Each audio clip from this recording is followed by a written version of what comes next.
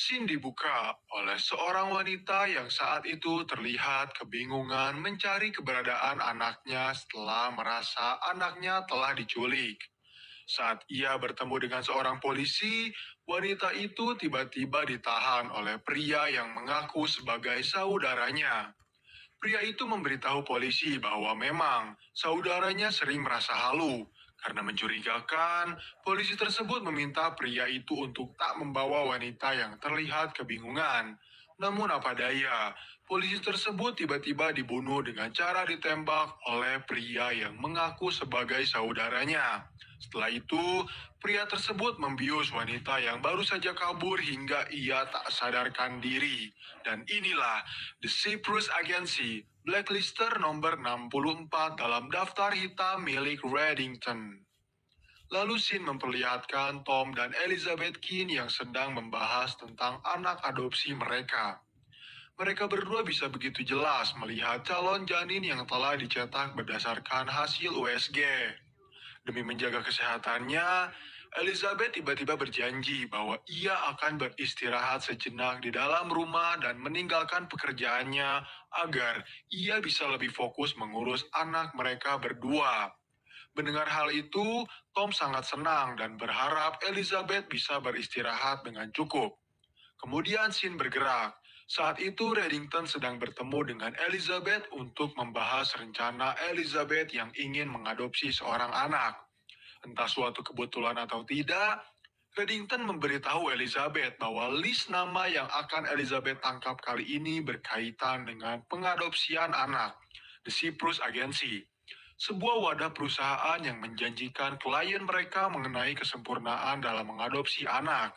Mereka menawarkan opsi untuk memilih genetik terbaik bagi para calon anak yang telah dipersiapkan untuk diadopsi. Mereka menawarkan berbagai fitur dan pelengkap dalam setiap penyelesaian masalah. Owner mereka bernama Owen Mallory. Agensi Cyprus adalah bisnis penculikan. Mereka tak menemukan anak-anak untuk diadopsi, melainkan mereka mengambilnya dan memberikan kepada orang tua baru yang siap untuk mengasuh mereka. Mereka handal dalam memasukkan identitas dan kini Reddington memberi kesempatan pada Elizabeth untuk mencatat organisasi kriminal yang menculik bayi dari tangan ibu kandungnya. Lalu Reddington memberi sebuah berkas dari calon anak baru yang akan agensi Cyprus berikan kepada kedua orang tua bernama David dan Wendy Rowland. Elizabeth lantas langsung menghampiri David dan Wendy untuk memberitahu jika anak yang akan mereka adopsi merupakan hasil penculikan dari agensi Cyprus. Mendengar pernyataan itu membuat mereka terkejut dan bertanya-tanya apakah ini semua benar adanya. Karena tak mau terlibat dalam permasalahan di ranah hukum, mereka berdua memutuskan untuk menuruti permintaan Elizabeth agar mau bertemu dengan konsultan mereka yang bekerja pada agensi Cyprus. Di sebuah kafe, mereka berbincang selayaknya kedua orang tua yang ingin berkonsultasi. Namun, di tengah-tengah perbincangan, David ingin mengetahui tentang berita mengenai panti asuhan yang berada di Estonia. Karena tak mau ketahuan, agen itu langsung memberitahu David dan Wendy jika mereka berdua harus lebih banyak berbicara kepada pengacaranya di agensi Cyprus. Kemudian, ia meminta izin keluar untuk menelepon. Saat sedang menelepon, Ressler dan Elizabeth langsung melihat keberadaannya dan dengan cepat menyergapnya. Tetapi pria tersebut ketakutan dan langsung berusaha untuk kabur. Ia memberitahu bahwa dalang dibalik semua ini adalah agensi Cyprus. Ia tak tahu apa-apa. Namun tak lama kemudian, dirinya harus tewas setelah tertabrak oleh sebuah bus. I'm sorry. The truth is, the Cyprus agency is... Lalu Shin bergerak pada Reddington yang menghampiri agen Malik. Saat itu, agen Malik telah sempat diwawancara oleh orang suruhan dari Reddington.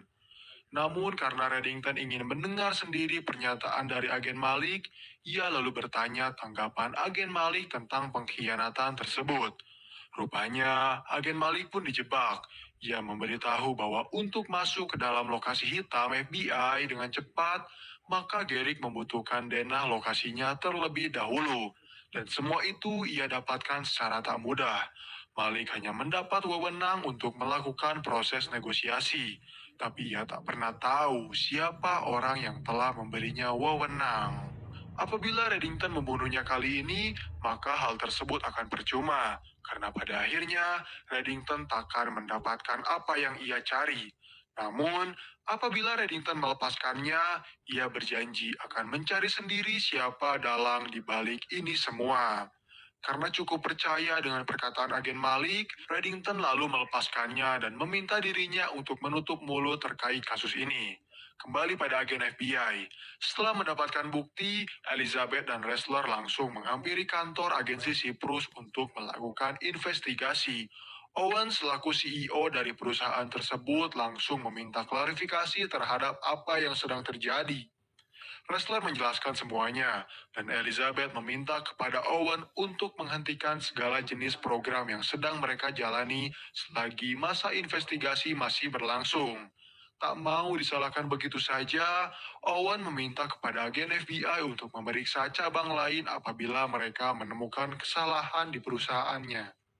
Setelah berhasil mendapatkan beberapa berkas dari agen Sisyphus, mereka langsung membawanya ke lokasi hitam dan membahas bersama Cooper. Elizabeth berhasil menemukan data 27 adopsi dalam 3 tahun terakhir. Hal yang menjadi aneh adalah ketika salah satu anak adopsi dilahirkan oleh seorang ibu yang berada di negara Lituania. Elizabeth yakin jika agensi Siprus sangat ahli dalam memasukkan data. Saat sedang mengadakan rapat, agen Malik tiba-tiba datang untuk meminta izin agar ia bisa bergabung bersama tim dalam kasus baru ini. Agen Malik beralasan jika ia harus mengurus anaknya terlebih dahulu yang sakit. Karena memang membutuhkan pasukan tambahan, Cooper langsung mengizinkan agen Malik untuk bergabung.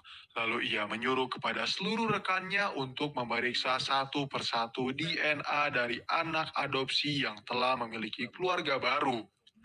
Meskipun mereka tak menemukan semua anak adopsi tersebut, tetapi mereka mengambil sampel dari beberapa anak adopsi. Setelah mengambil sampel, Elizabeth kembali bertemu dengan Reddington untuk memberitahu bahwa mungkin saja ini adalah kasus terakhirnya. Hal itu ia lakukan karena ia telah memiliki rencana untuk rehat sejenak agar ia bisa fokus mengurus anaknya terlebih dahulu.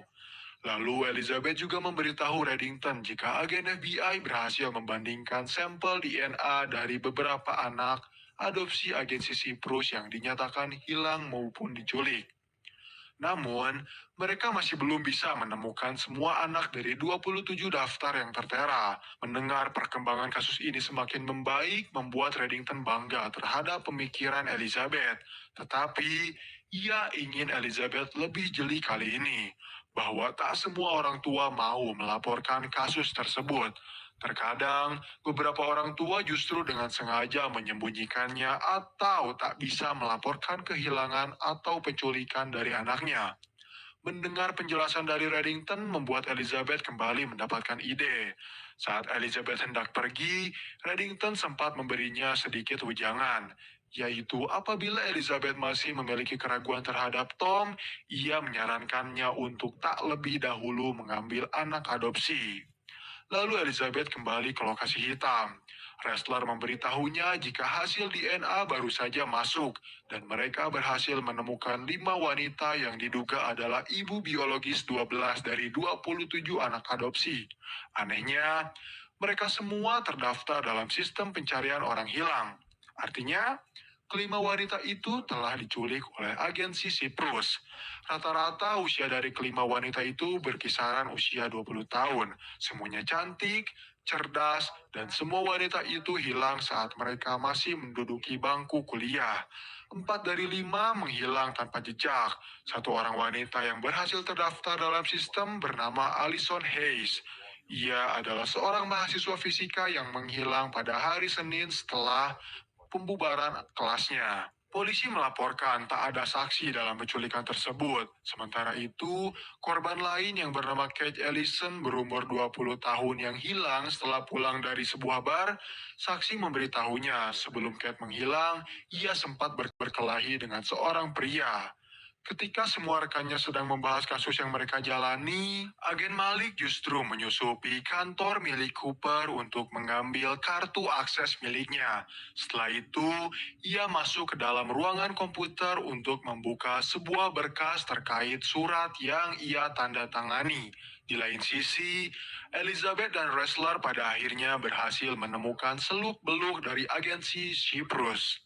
Rupanya mereka tak menculik anak-anak, melainkan mereka menculik wanita. Hal itu dibuktikan saat Kate merupakan ibu biologis dari dua anak adopsi di agensi Cyprus. Hal yang sama dialami oleh Allison. Mereka berdua sama-sama diculik saat sedang mengandung seorang anak. Setelah berhasil menemukan apa yang ia inginkan, agen Malik langsung mengembalikan kembali kartu akses milik Cooper sembari berbasa-basi padanya. Kemudian Ara memberitahu Elizabeth dan Ressler bahwa ia baru saja menemukan suatu hal menarik di dalam hard disk milik salah satu pegawai bernama Ted, salah satu orang penting di agensi Cyprus. Ia menemukan sebuah berkas bernama penjualan. Namun Ara meyakini jika sebenarnya itu bukanlah sebuah pembelian ataupun penjualan, melainkan Ted ingin menculik seorang wanita bernama Charlotte Patterson untuk menjadi korban mereka selanjutnya. Karena mengetahui hal itu terlebih dahulu, pihak FBI langsung segera pergi ke tempat kampus Charlotte berada. Namun sayang sekali mereka terlambat karena salah satu agensi Plus berhasil menculik Charlotte terlebih dahulu. Meskipun mereka berusaha untuk menghentikan Van yang menjadi alat penculikan, tetap saja mereka berhasil membiarkan penculik tersebut lolos. Lalu Sim bergerak pada penculik yang telah berhasil mengantarkan Charlotte ke tempat persembunyian milik agensi Cyprus. Di sana, ia bertemu dengan Owen yang memarahinya karena ia tak bisa dihubungi. Owen beralasan jika ponselnya mati dan ia bertanya mengapa ia masih melakukan tugasnya. Padahal saat itu agensi Cyprus sedang diperiksa oleh FBI. Karena tak mau mengambil resiko, Owen justru membunuh penculik tersebut saat ia hendak memperlihatkan keberadaan Charlotte. Kembali ke lokasi hitam. Cooper ingin semua anak buahnya untuk mencari bukti agar mereka bisa menjerat Owen maupun Ted Caldwell. Karena selama ini mereka masih belum bisa berhasil menemukan bukti untuk menangkapnya. Di lain sisi, Owen ternyata sedang berusaha untuk menyembunyikan setiap rencananya terlebih dahulu bersama salah satu dokter. Kemudian Sin bergerak pada Elizabeth dan Ressler yang mendapat telepon dari pihak forensik yang baru saja menerima mayat atas nama Kate Ellinson. Dokter mengumumkan jika Kate ditemukan tewas saat ia berumur 23 tahun. Hal yang membuat ia tak habis pikir adalah Kate tewas karena ia kehilangan banyak massa otot dan berusaha untuk bunuh diri. Terlihat juga beberapa bekas jarum yang membuat dokter berpikir jika Kate diberi makan melalui sebuah tabung. Tak hanya itu saja yang membuatnya terkejut, ada hal lain yang membuatnya lebih terkejut ketika ia mengetahui Kate telah melahirkan beberapa kali. Sebenarnya Kate sangatlah sehat, dimulai dari asam folat, kalsium, serta zat besi yang terkandung dalam tubuhnya sangatlah tinggi untuk seorang wanita yang telah siap untuk dibuahi. Lalu tiba-tiba Elizabeth mendapat telepon dari Aram yang mendapatkan informasi bahwa ternyata Owen memasukkan identitasnya. Ia lulus di Universitas Harvard dengan nama Charles. Ia mengaku sebagai anak dari dua orang tua yang kini tinggal di Bethesda. Karena menurutnya informasi itu sangatlah penting, Elizabeth dan Ressler lantas langsung pergi menghampiri keberadaan orang tua dari Owen. Setibanya di sana, Elizabeth menjelaskan semua bahwa Owen dengan sengaja mengaku sebagai anak dari mereka berdua untuk lulus dari Universitas Harvard. Mereka berdua terdiam. Mereka lalu memberitahu jika memang Owen adalah anak mereka. Tapi nama asli Owen adalah Michael. Mereka mengadopsinya saat Owen masih sangat kecil. Karena Owen berperilaku sangat aneh dan sering melukai dirinya sendiri, juga berusaha melukai orang tuanya, mereka memutuskan untuk tak lagi mengurusi Owen. Mendengar hal itu, membuat Elizabeth dan Ressler merasa iba. Keesokan harinya, Elizabeth bertemu dengan Reddington untuk meminta bantuannya mencarikan sebuah zat bernama hydroxypam. Kebetulan, Reddington mempunyai kenalan dengan salah satu bandar narkotika terbaik dari Cleveland. Saat itu, bandar narkoba yang bernama Russell itu sedang melakukan pesta. Namun, ia mengenali Reddington dan menyambutnya dengan baik. Ia juga mau membantu Reddington mencari informasi tentang hidrosipam. Usut demi usut, ternyata Russell memiliki akses pada beberapa apotek yang menjual zat tersebut. Saat mereka memeriksa satu persatu dokter yang bertanggung jawab, Russell terheran ketika ia melihat nama dari seorang dokter kesuburan. Lantas, Elizabeth pun mulai mencurigai dokter yang bernama Harley itu.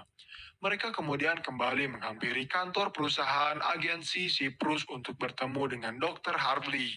Namun, Dr. Harley yang saat itu sedang bersama Owen meminta kepada anak buahnya untuk memberitahu agen FBI jika Dr. Harley baru saja keluar tadi sore. Tak percaya dengan hal itu, Elizabeth beralibi ingin memeriksa tempat ini terlebih dahulu. Di saat Elizabeth sedang berjalan, anak buah Harley tiba-tiba berusaha untuk menembaknya. Beruntung, Ressler berhasil menahan tembakan tersebut. Kemudian, Elizabeth mulai mencari keberadaan Dr. Hadley yang saat itu menembakinya untuk berusaha kabur. Tetapi usahanya gagal, karena Elizabeth berhasil membunuhnya terlebih dahulu. Tak berhenti sampai di situ. Elizabeth juga berusaha mencari keberadaan Owen yang berusaha untuk kabur.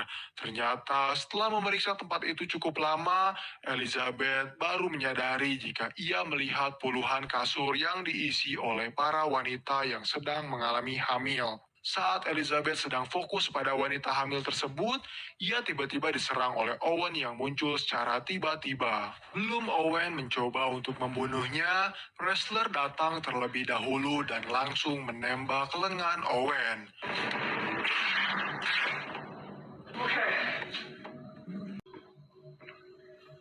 Kemudian mereka mulai memanggil pasukan untuk mengamankan setiap wanita hamil yang sedang berada di ruangan itu. Diidentifikasi dari puluhan wanita yang berhasil diamankan, terdapat nama dari Kate dan juga Allison. Setelah itu, Elizabeth langsung menginterogasi Owen untuk meminta penjelasannya. Ternyata Owen pun mengalami hal buruk semasa hidupnya, di mana ia pernah menjadi anak yang tak pernah diinginkan oleh orang tuanya. Namun sekarang ia cukup bangga karena separuh dari dirinya telah berhasil disebar ke seluruh penjuru negeri. Awalnya Elizabeth tak menyadari perkataan Owen, tetapi saat ia mencernanya dengan baik kembali, barulah ia tersadar jika Owen adalah ayah dari seluruh anak yang berhasil diadopsi oleh orang tua baru mereka. Karena merasa trauma dengan perkataan Owen, saat Elizabeth kembali ke rumah, ia memberitahu Tom bahwa dirinya memutuskan untuk membatalkan pengadopsian anak. Elizabeth beralasan jika mungkin saja dirinya masih belum siap untuk menjadi seorang ibu. Terlihat ekspresi kekecewaan yang diperlihatkan oleh Tom saat ia mendengar hal tersebut. Dan scene terakhir di episode ini menampilkan Reddington yang tengah terdiam di kegelapan dengan lantunan musik. Scene dibuka dengan memperlihatkan nuansa negara Turki saat itu. Di sebuah bank, seorang wanita yang mengaku sebagai nyonya dari Reddington hendak membuka sebuah deposito milik suaminya. Setelah ia beralibi jika Reddington telah tewas, tak ada kecurigaan yang diperlihatkan oleh wanita tersebut sehingga pegawai bank bisa dengan mudahnya memberikan akses ke dalam kotak deposit tersebut. Terlebih, wanita itu memiliki kuncinya. Kemudian pegawai ikut turut berduka cita atas segala kehilangan yang Nyonya Reddington alami. Kemudian, Nyonya Reddington tiba-tiba menghilang begitu saja di tengah keramaian setelah ia mengambil isi di dalam kotak deposit tersebut. Di satu sisi, Reddington yang sedang melakukan akupuntur diberitahu oleh Dembe jika kotak miliknya dinyatakan hilang di Turki. Tak ada sisa terkecuali sebuah surat alamat.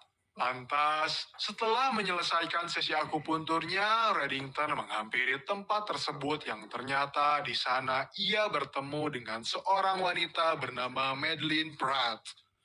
Reddington memberitahu Madeline bahwa dokumen yang berada di dalam kotak deposit tersebut bernilai lebih dari 10 juta. Madeline beralasan jika ia harus menarik perhatian dari Reddington setelah dirinya menunggu cukup lama di Florence. Kini, Madeline memiliki suatu masalah yang membutuhkan bantuan darinya. Dan inilah Madeline Pratt, blacklister nomor 73 yang terdaftar dalam daftar hitam milik Reddington. Scene bergerak pada Elizabeth yang saat itu terlibat dalam perseteruan dengan Tom setelah ia memutuskan untuk membatalkan rencana adopsi mereka.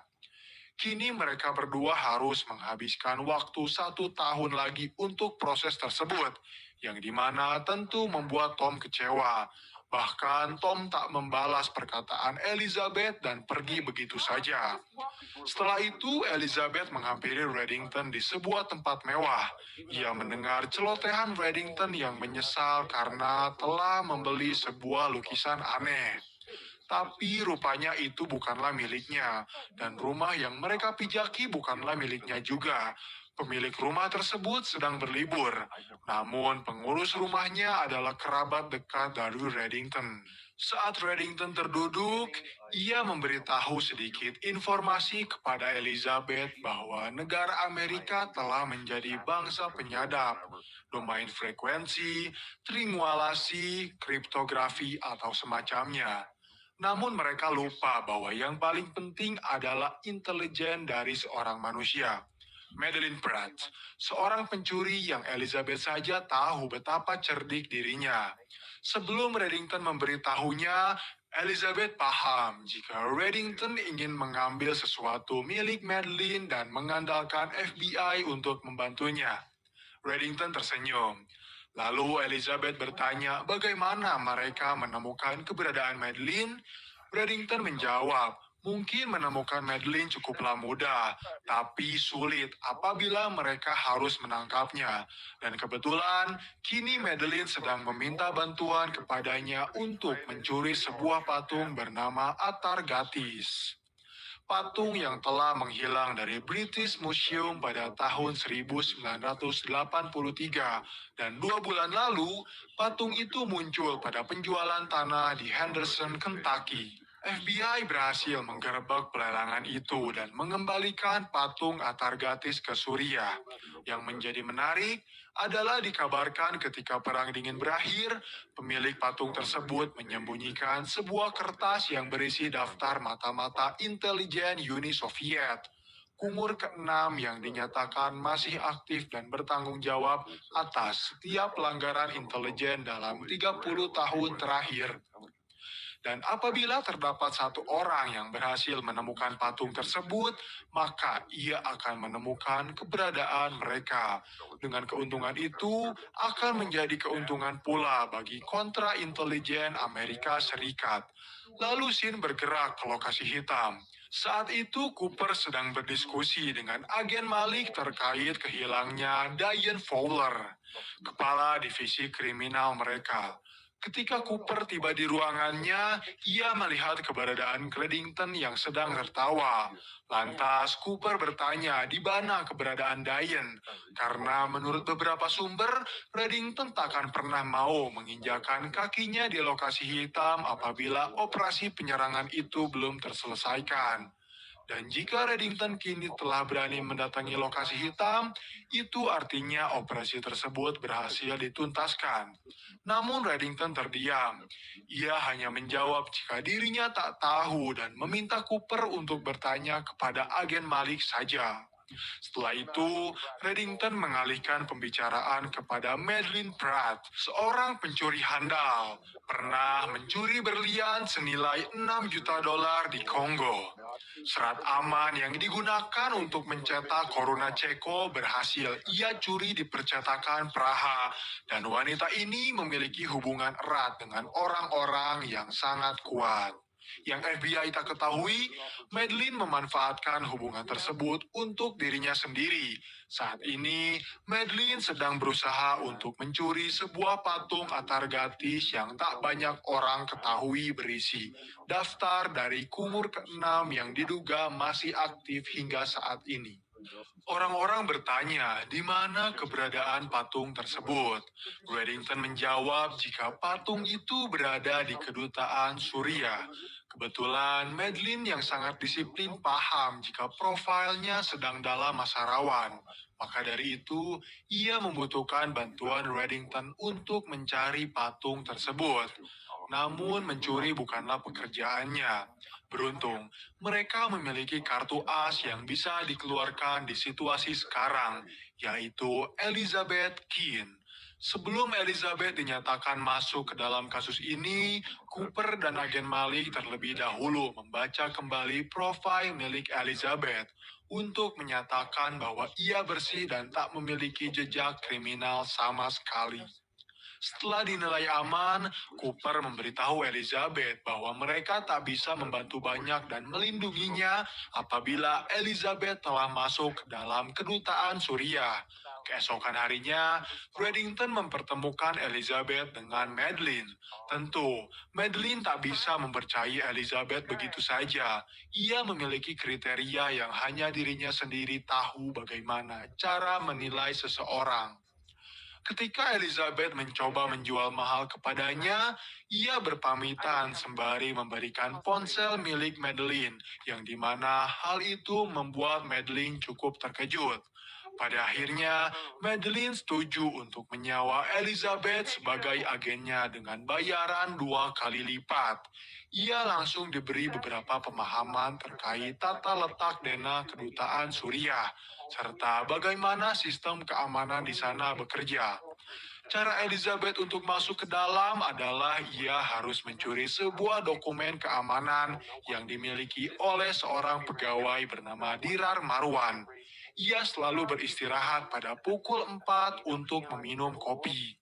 Di waktu itu, Elizabeth harus bisa mencuri dokumen keamanan tersebut dan mengembalikannya kembali pada Dirar sebelum dirinya masuk kembali ke dalam. Semua rencana itu terorganisir dengan sangat baik. Dibantu oleh agen Malik, Wrestler, dan juga Aram, Elizabeth berhasil mendapatkan dokumen keamanan tersebut tanpa kecurigaan sama sekali. Pada malam harinya, saat Elizabeth sedang memilih baju yang cocok untuk digunakan sebagai penyamaran, Tom menghampirinya terlebih dahulu. Ia tahu Elizabeth memiliki tugas untuk menyamar, tapi juga ia memiliki sebuah tugas untuk menghadiri konferensi guru di Orlando. Menurut Tom, ada baiknya jika mereka berlibur ke sana untuk mengatasi semua persalahan mereka. Elizabeth setuju, dan ia berjanji akan segera menyelesaikan tugasnya terlebih dahulu. Ketika Elizabeth tiba di kediaman Madeline Pratt, Reddington memberitahunya bahwa ia ternyata memiliki orang dalam yang masuk ke dalam daftar tamu. Rasil Khalib, seorang playboy terkenal yang bekerja sebagai atase kebudayaan di kedutaan Suriah. Ternyata Madeline telah mengamatinya lebih sering. Yang menjadi permasalahan adalah Rasil Khalib hanya menyamar menjadi atase kebudayaan. Pada kenyataannya, ia merupakan seorang mafia yang disewa oleh pihak Rusia. Dan tebakan Reddington, Khalif adalah orang yang menyewa Madeline untuk mencuri patung tersebut. Dan dugaannya benar, karena saat ini Madeline menjadi teman kencan Khalif untuk masuk ke dalam kedutaan Suriah. Karena tak mungkin Elizabeth akan pergi sendirian, maka dari itu Reddington akan menjadi teman kencannya malam ini. Reddington takkan membuat Elizabeth sendirian. Di lain sisi, Cooper kembali berdiskusi bersama agen Malik terhadap kecurigaannya kepada Reddington. Cooper berpendapat, apabila memang Diane adalah seorang pemimpin kotor, Reddington tak memiliki hak apapun untuk membunuhnya. Ia bukanlah seorang algojo, hakim, atau apapun. Yang jelas, ia ingin agen Malik mencari tahu apa yang terjadi pada Diane. Kembali ke kedutaan Suriah. Saat itu, Reddington dan Elizabeth sedang berdansa sembari berbasa-basi untuk melihat ke arah pintu keamanan. Setelah semakin dekat, Reddington memberitahu bahwa pintu keamanan berada dalam 2 langkah kaki di hadapan Elizabeth. Saat Elizabeth bergerak, Reddington mengalihkan perhatian semua orang dengan mengajak Madeline berdansa, di mana saat itu ia merebutnya dari Khalif. Sembari berdansa, Madeline meminta Reddington untuk menceritakan tentang siapa itu Elizabeth dan mengapa ia memilihnya. Reddington tak menjawab pertanyaan itu. Ia justru mengajak Madeline untuk menyantap sarapan di Tegucigalpa karena ia memiliki pesawat yang siap terbang dalam waktu 15 menit. Namun semua itu harus berakhir saat Elizabeth tak sengaja menyalakan alarm darurat. Lantas semua orang-orang penting dengan cepat diamankan. Sementara itu, mereka langsung menuduh Reddington lah orang di balik pencurian patung yang baru saja menghilang. Di tengah kekacauan, Reddington berusaha menyelamatkan Elizabeth yang saat itu telah tertangkap. Seperti yang sering Reddington lakukan, ia berusaha untuk mengalihkan perhatian dari penjaga yang saat itu menangkap Elizabeth dengan cara berbicara. Reddington berbicara apapun tanpa ada orang yang memahaminya. Dan saat Reddington semakin dekat, ia langsung menghajar penjaga tersebut hingga tak sadarkan diri, lalu melepaskan ikatan Elizabeth. Reddington menjelaskan bahwa Madeline telah berhasil kabur dan membawa patung tersebut pergi. Pada akhirnya, mereka kembali ke lokasi hitam dengan tangan hampa. Elizabeth menduga jika Madeline dengan sengaja memanfaatkan mereka berdua untuk mencuri patung tersebut dan membuat pihak Surya mencurigai bahwa Reddington lah yang mengambil patung tersebut. Beruntungnya, pihak FBI berhasil mendapatkan panggilan telepon yang sering dilakukan oleh Madeline terhadap seorang ulama bernama Firas Asir. Lalu Cooper pun meminta semua agennya untuk segera menginterogasi Asir. Sebelum Asir datang, Elizabeth mendapat telepon dari Tom yang memberitahu bahwa ia telah berhasil membeli tiket pesawat untuk mereka berdua. Namun Elizabeth meminta maaf karena ia masih harus menyelesaikan pekerjaannya dan mungkin saja akan membatalkan liburan mereka berdua. Hal itu benar-benar membuat Tom kembali kecewa padanya. Ia bahkan berpikir jika mereka berdua harus berpisah sementara terlebih dahulu, karena semua ini bukanlah tentang Elizabeth sendiri saja. Saat telepon ditutup, Elizabeth mengaku jika ia sangat membenci pekerjaan ini. Kembali pada sesi interogasi, pihak FBI meminta Asir untuk menceritakan hubungannya dengan Madeline. Asir menceritakan semuanya, dimulai dari ia yang ditelepon oleh Madeline untuk bertanya terkait patung Atargatis, karena dahulu patung tersebut adalah milik ayahnya. Ketika Asir masih kecil, ia mengingat jika suatu hari ayahnya menyelipkan selembar kertas ke dalam patung tersebut, dan tak lama kemudian dirinya diminta untuk membawa lari patung itu di saat pasukan Amerika menyerbu komplek mereka. Sebenarnya ia dilepaskan oleh pihak Amerika, namun patung itu diambil selayaknya piala dan disitulah Asir tak kembali bertemu dengan ayahnya. Di hari itu juga, Asir menganggap ayahnya telah tewas. Setelah interogasi selesai, pihak FBI mulai mencari profil dari ayah Asir. Usut demi usut, ternyata ayah Asir bekerja sama dengan mantan agen KGB. Ia dibayar $3 juta untuk lokasi keberadaan kumur ke-6. Namun, menurut rumor yang beredar yang diketahui oleh Cooper, pada Perang Dingin, pihak Rusia diduga berhasil menyembunyikan keberadaan nuklirnya di Amerika. Dan angka 6 di kumur itu bukanlah menunjukkan orang, melainkan bom nuklir yang tersebar di seluruh penjuru Amerika. Lalu Sin bergerak pada Reddington yang berhasil kembali menemukan keberadaan Madeline.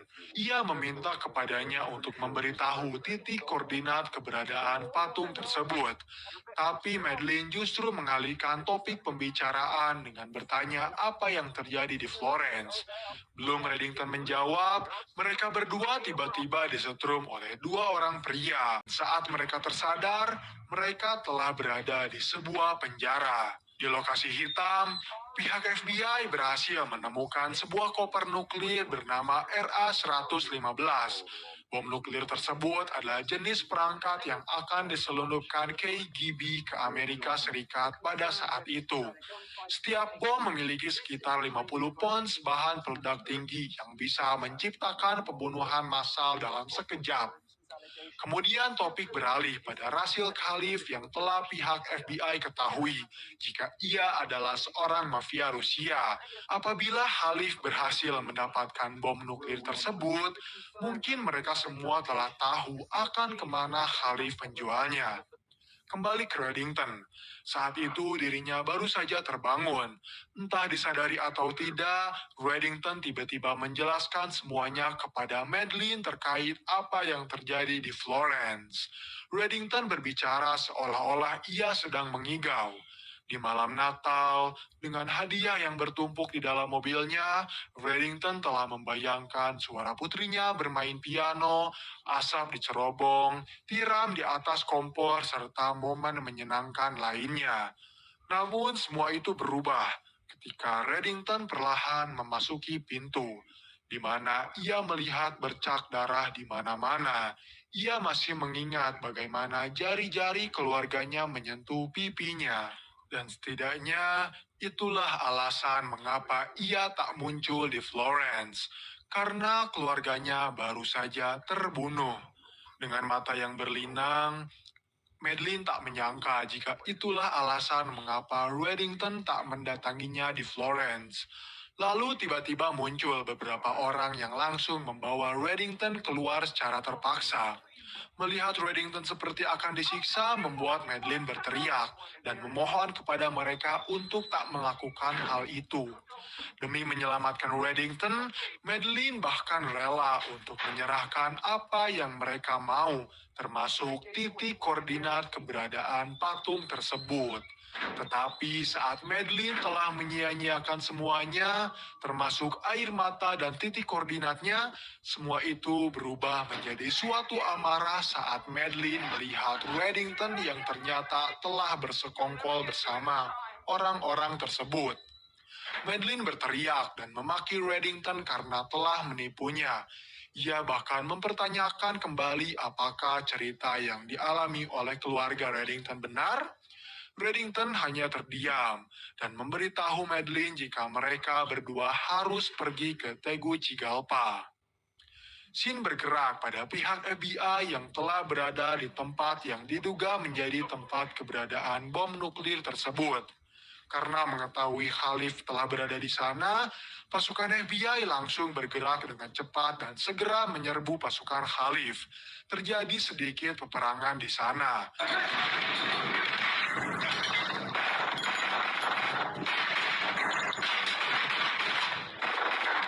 The shields just bailed out!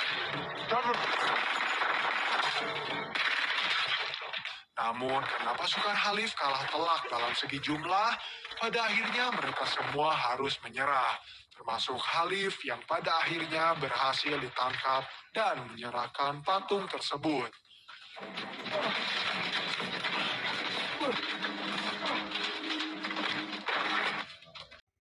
Tetapi saat membuka patung itu, ternyata tak ada sebuah lembaran surat di dalamnya, melainkan hanya butiran pasir saja. Kemudian Cooper langsung memanggil Reddington ke lokasi hitam. Ia mempertanyakan kebenaran yang selama ini Reddington beritahu pada mereka.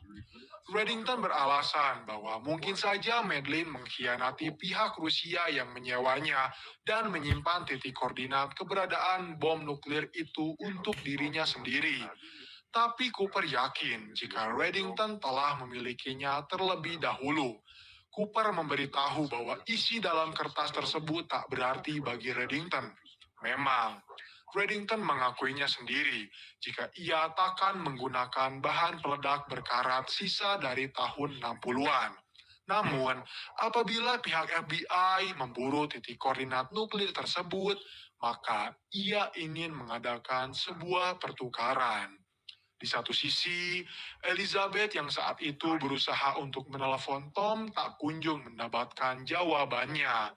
Tanpa Elizabeth sadari, ternyata Tom justru kembali bertemu dengan Jolene yang saat itu tak sengaja berpas-pasan dengannya. Wrestler yang tadinya hendak bertemu dengan Audrey memutuskan untuk membatalkan itu semua demi menemani Elizabeth yang terlihat sedang bersedih. Dan scene terakhir di episode ini memperlihatkan Cooper yang dihampiri oleh seorang agen dari Biro DC bernama Martin. Bagi kalian yang baru mengikuti series The Blacklist, saya sarankan untuk menonton dari episode 1 terlebih dahulu.